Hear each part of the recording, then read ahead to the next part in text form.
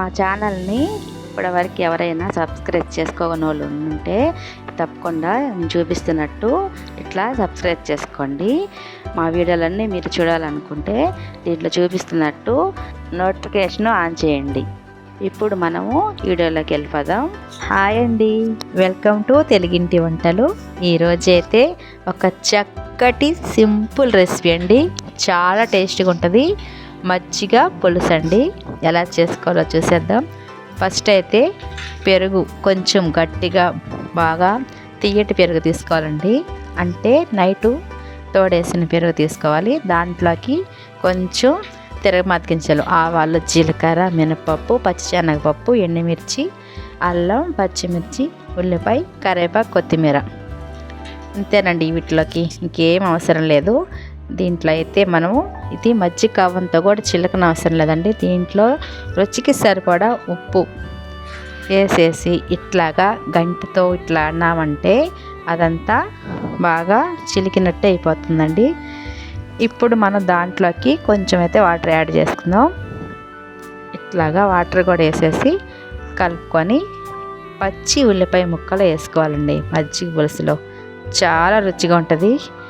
ముద్దకి అసలు తింటుంటే ఆ రుచి సూపర్గా ఉంటుందండి. పచ్చి ఉల్లిపాయ ముక్కలు వేసుకుంటే ఇట్లాగా రుచికి సరిపడ ఉప్పు వేసేసుకొని ఉల్లిపాయ ముక్కలు కూడా వేసుకొని ఇట్లా బాగా కలిపేసుకోవాలి. ఇప్పుడు స్టవ్ వెలిగించి ఒక ప్యాన్ పెట్టుకొని దాంట్లోకి కొంచెం 2 టీ స్పూన్లంత ఆయిల్ పోసుకొని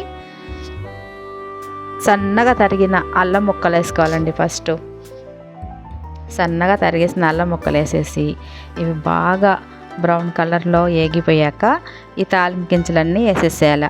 ఆవాలు, జీలకర్ర, మినపప్పు, పచ్చిశనగపప్పు మొత్తం వేసేసి ఇవి కూడా బాగా దోరగా ఏగనీయాలండి. మనకి అప్పటికప్పుడు సింపుల్గా అయిపోయే రెసిపీ ఏమైనా ఉందంటే ఈ మజ్జిగ పులుసు అండి. చాలా రుచిగా ఉంటుంది.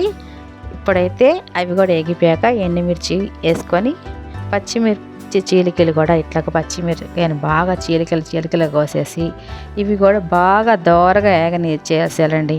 ఈ మొత్తం వేగిపోవాలి. ఇప్పుడు మనం దీంట్లోకి వడియాలు, అప్పడాలు, ఏ తాలింపు అయినా సరే అండి, ఏదైనా సరే ఎంతో అద్భుతంగా తింటుంటే ఇంకా తినాలనిపించేటట్టుగా ఉంటుంది ఈ మజ్జిగ పులుసు. ఇప్పుడైతే అన్నీ వేగిపోయాక కరివేపాకు వేసేసుకొని కొంచెం పసుపు వేసి ఇది కూడా కొంచెం బాగా అట్లాగా ఏగనిచ్చేసుకోవాలండి. ఇది కూడా వేగిపోయాక మనం కలిపి పెట్టుకున్న మజ్జిగ పులుసులో పోసేసుకోవడమే. చూసారు కదా, చాలా సింపుల్ అండి. టేస్ట్ అయితే సూపర్గా అదిరిపోద్ది. మనకి అప్పటికప్పుడు పప్పులుసులు, రసాలు ఇట్లాంటివన్నీ తిని బాగా ఎప్పుడు అవేనా అనుకున్నప్పుడు ఈ మజ్జిగ పులుసు చేసుకుంటే సూపర్గా ఉంటుందండి. తప్పకుండా ఇట్లాగే ట్రై చేయండి. ఎంతో అద్భుతమైన మజ్జిగ పులుసుని టేస్టీగా తినేసేయండి. మా ఛానల్ని లైక్ చేయండి, షేర్ చేయండి, అట్లానే సబ్స్క్రైబ్ కూడా చేసి మాకు ఎప్పుడు మీ సపోర్ట్ అందించండి. ఎంతో రుచికరమైన మజ్జిగ పులుసు అయితే రెడీ అయిపోయింది. ఇప్పుడైతే కొత్తిమీర చల్లేసుకుందాం. చూస్తారు కదా ఫ్రెండ్స్, మీరు కూడా ఇట్లాగే మజ్జిగ పులుసు చేసుకోండి. ఇంత ఎక్కువ నీళ్ళు అయితే పోయకూడదండి. ఇంత చిక్కగా ఉంటేనే మనకి రైస్లోకి అయితే చాలా టేస్టీగా ఉంటుంది అనమాట.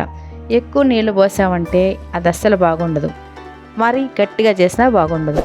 ఈ విధంగా ఇంత చిక్కగా చేసుకుంటేనే మనకి ఎంతో రుచిగా ఉంటుందండి. నేను చెప్పడం కాదు, మీరే ట్రై చేయండి. ఓకేనా ఫ్రెండ్స్, బాయ్ అండి. Thank you for watching.